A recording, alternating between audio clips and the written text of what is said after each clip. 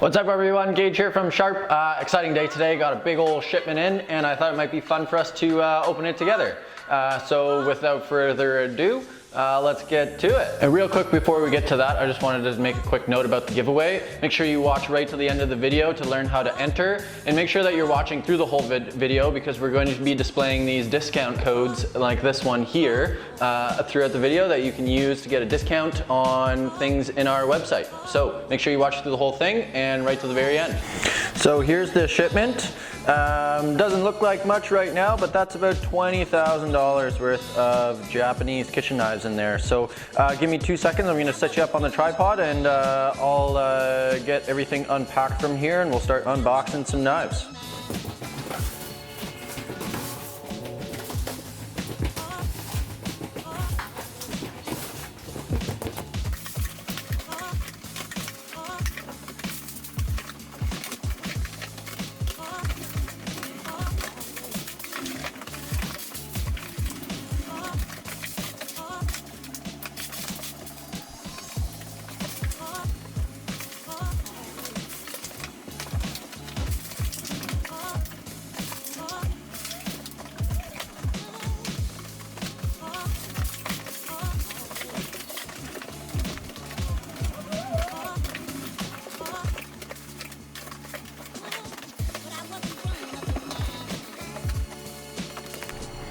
Okay guys, so here we go. This is everything out of the large shipping boxes.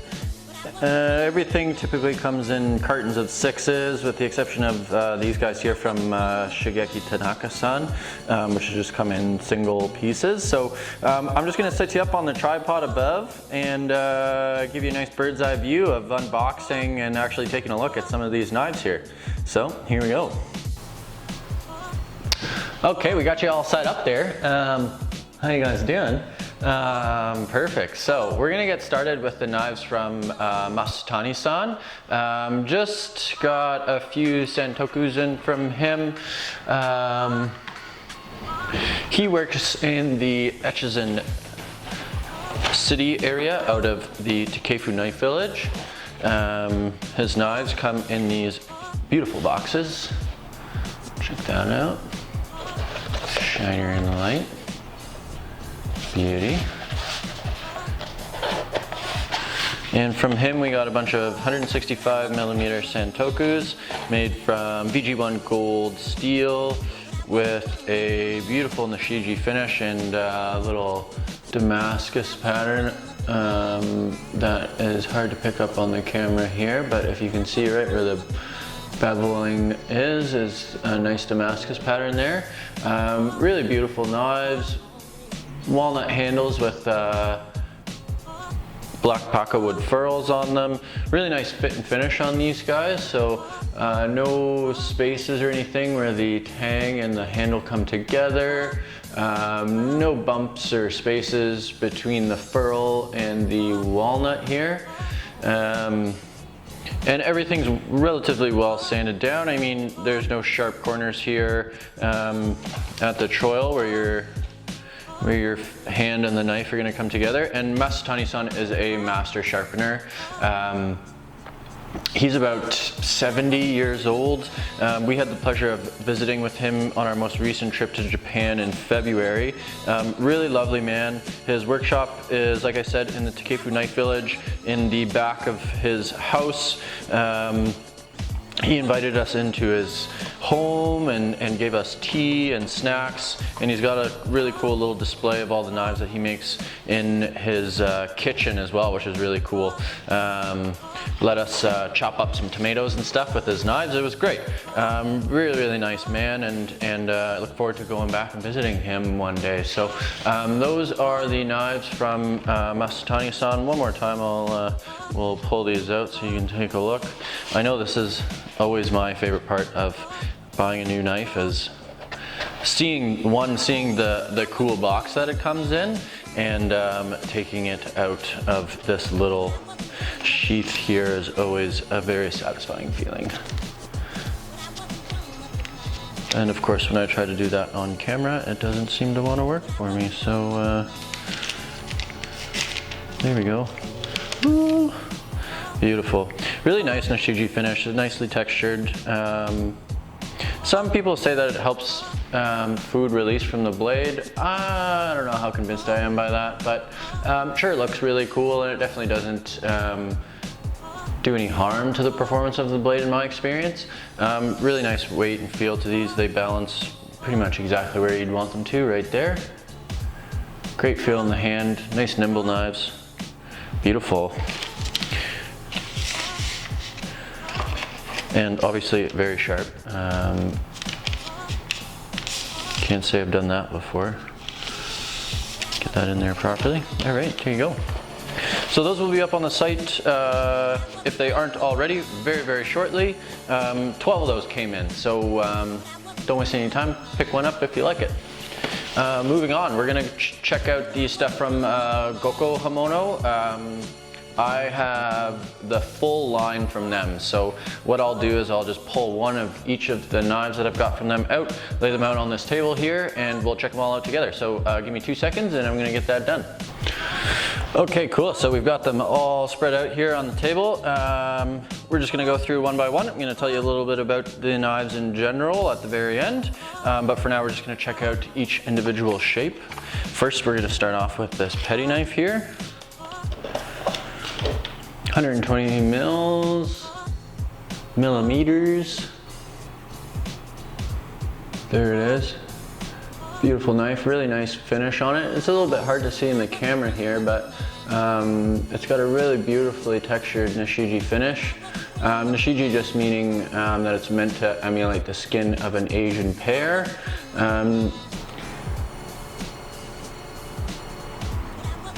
Nice thin blade on these guys.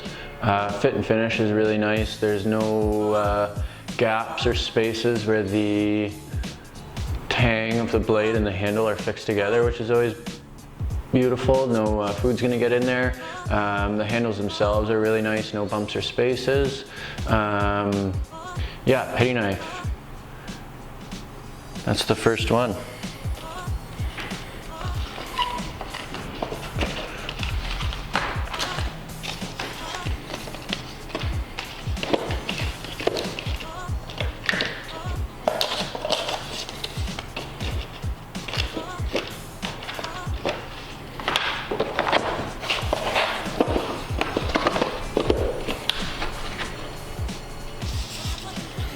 Cool, so next one we're checking out is the 165 millimeter Santoku.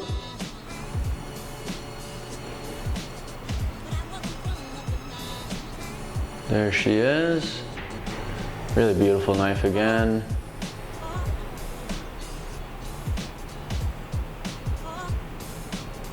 Nice thin blade. Fit and finish on all of them is great. The Santoku is really nice and tall, so you've got tons of space for your knuckles on this guy. I would have loved to have had this knife when I was working professionally. The tip slopes down really gradually, so you've got lots of space for the more intricate stuff. Really, really great Santoku here.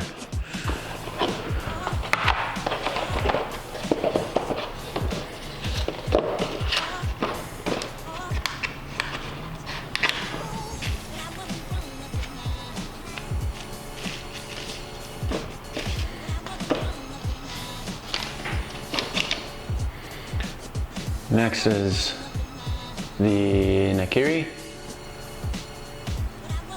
And you guys can roast me in the comment section below for all my pronunciation of stuff.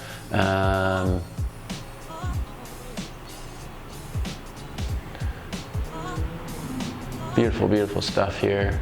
They're all razor sharp right out of the box, which is always a plus.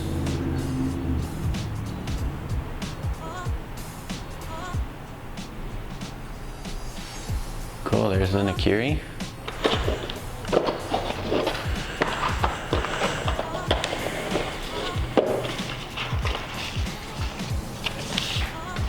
Next is this 210 millimeter Kyoto. Again, this is gonna get repetitive, I'm sure, but beautiful finish. This guy balances pretty blade heavy right about there. As do the rest of the knives. I probably should have done that with the other ones. I'll do that going forward for the rest of this little video here. Just so you guys can get a feel for what these are like. Again, really nice thin blades. They taper down really beautifully at the tip. And again, very sharp.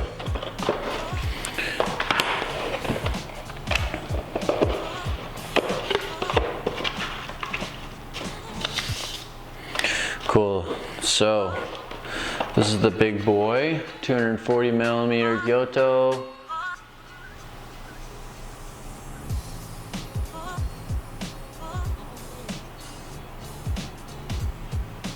Same as the 210, but just a little bit longer. This guy is very blade heavy. It balances right around here.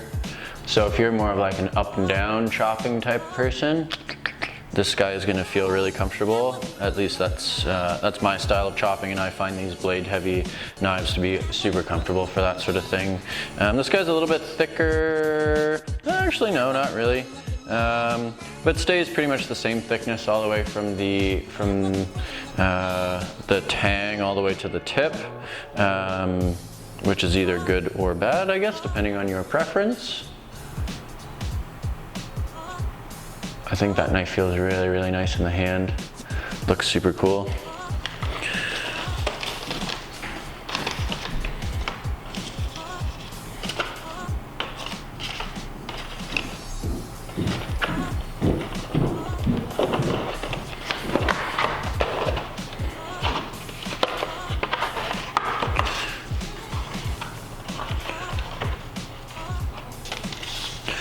Next we've got this bunka. This is a really super cool shape, really aggressive reverse tanto tip here. Makes the intricate stuff really, really easy. Great for slicing. These are just sort of, if you've already got a santoku, they might kind of conflict a little bit. But a really, really fun, cool shape to have. Like I said, if you don't already have a santoku, maybe you're just looking for your first Japanese knife, this is a really, really great option. A very versatile knife. These balance, again, pretty blade heavy. This one's actually right around there. They are handmade, so they're all gonna be a little bit different, but generally speaking, that's about where it's gonna balance. Really, really great, cool shape. I really love the bunka shape. And very similar to the bunka in shape. If the bunka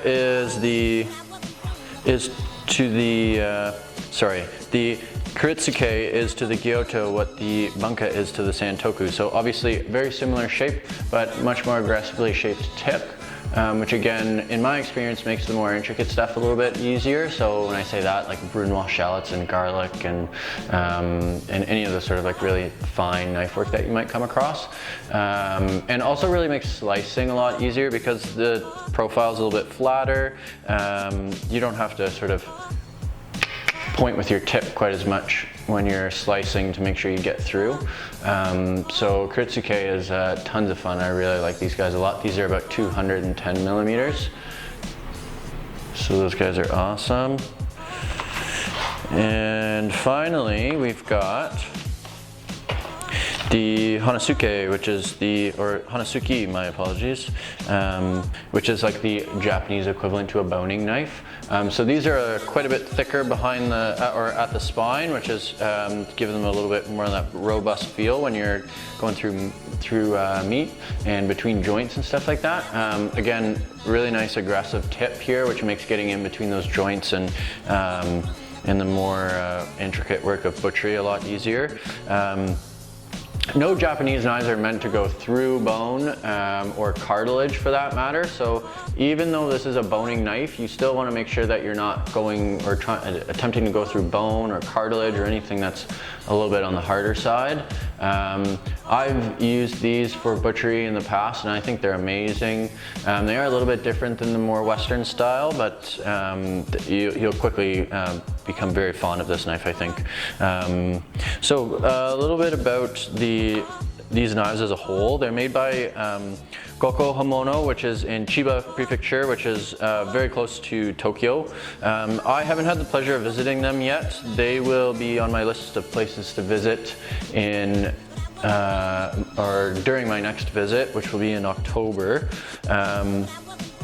I haven't come across a ton of handmade knife makers in Tokyo, so I was really excited when I came across these guys, and I'm really happy with their stuff. All these knives are made from white #1 or Shirogami #1 paper steel, which in my experience is a really great steel.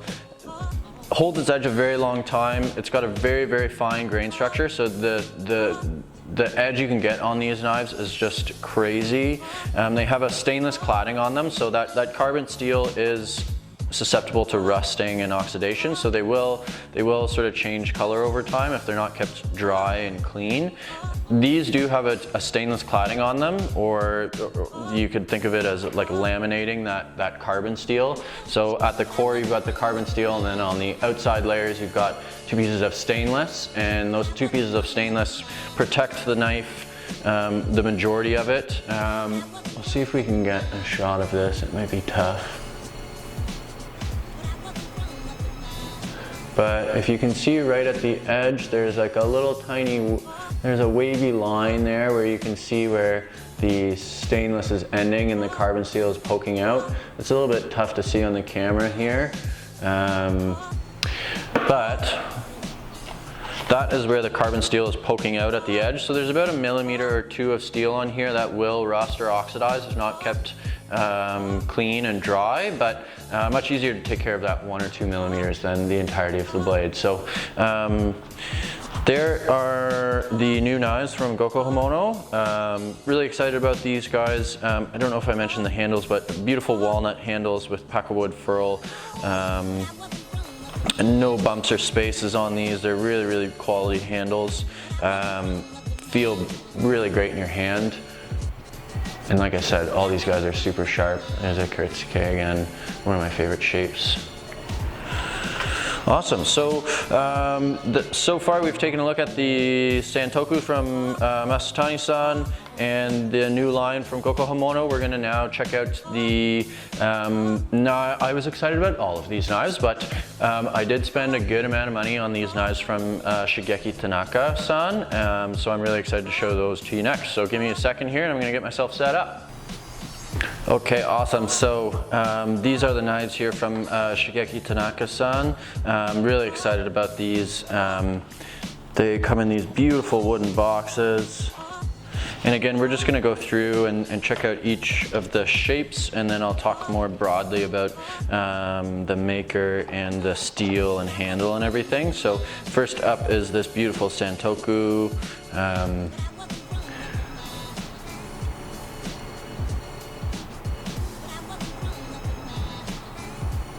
There it is.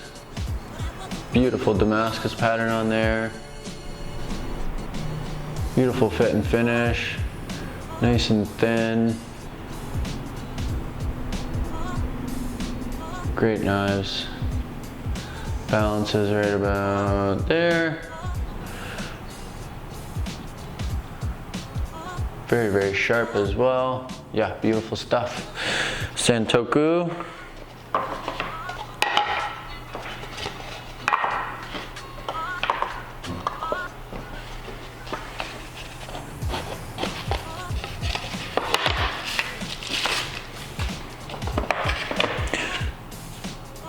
Next is the Nakiri. There it is. Beautiful.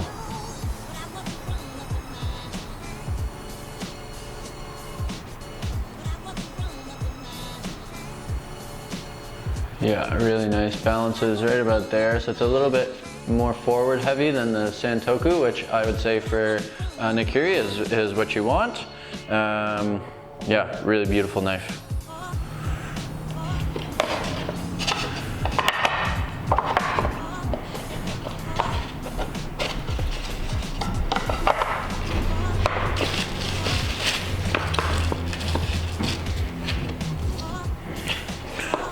So next we're taking a look at the 180 millimeter Gyoto.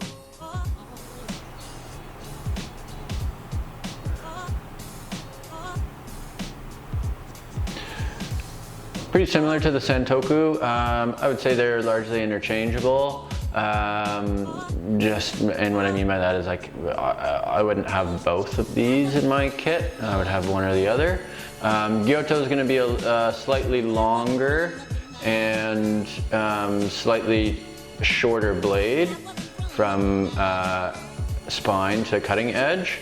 And a little bit different profile, a little bit more of a rocking motion, or a little bit more belly on the knife. Both are great options just for like all-purpose sort of knives, but like I said, I wouldn't really see the need for both of them.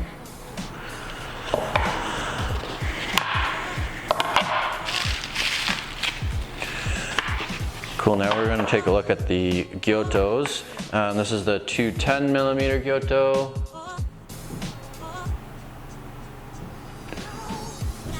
Really, really gorgeous knife.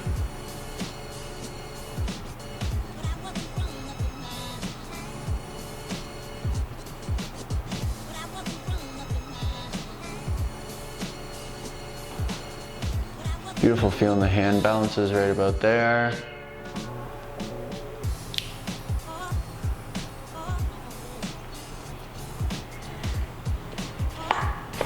Finally, the 240mm Gyoto.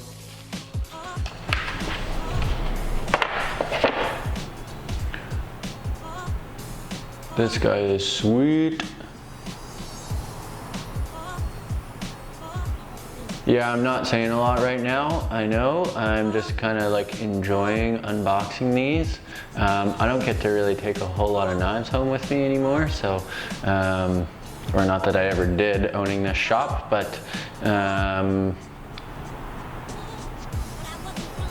these new shipments are kind of like my new knife day.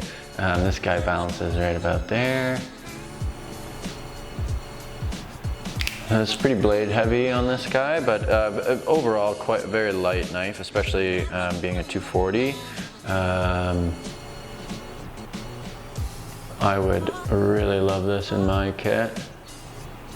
So more about the maker on these guys. Like I said, made by a gentleman named Shigeki Tanaka. He got his training in the Takefu Knife Village, in fact, and then moved back to his where his family is from in Miki City, Japan. And started making kitchen knives out of his family's factory there. His father, grandfather, great-grandfather used to make sickles, which is like an agricultural tool, and as the sales of agricultural tools have declined, sales of kitchen knives have drastically increased. So Tanaka-san had a good idea when he decided to start making kitchen knives, and his stuff is really, really beautiful. These are all made from SG2, otherwise known as R2 steel. It's a quick powdered steel, stainless, with really, really great edge retention. This is some of my favorite steel available. I just find that the cutting feel, the edge retention is just amazing. You could argue that they're a little bit more difficult to sharpen. They're rated to about 64 on the Rockwell scale, so they are quite hard. But I would gladly spend a little extra time sharpening these guys and benefit from that extra added edge retention and put up with the sort of slight difficulties with sharpening. Not that they're drastic, you just might need an extra couple steps on your progression of whetstones to get the most out of these. So yeah, really, really beautiful stuff here. Fit and finish on these guys is great. Like I said, SG2 steel, beautiful Damascus pattern, and then the handles once again are walnut and black Paca wood. Yeah, and that's just about all I've got to say. Amazing. Thank you so much for watching right to the end of this video. I really appreciate it. If you'd like to enter into our contest, all you need to do is like this video, subscribe to our channel, and leave us a comment down below letting us know what you'd like to see in our next video. We're going to be drawing the winner on July 6th. We'll be announcing the winner on the 6th of July. Up for grabs is a 210mm Karitsuke by Goko Hamono and 10 pairs of tweezers in any color, size, or style that you could want. So again, make sure you leave a comment, subscribe to our channel, like this video. Thank you so much for watching, and we'll see you on the next one.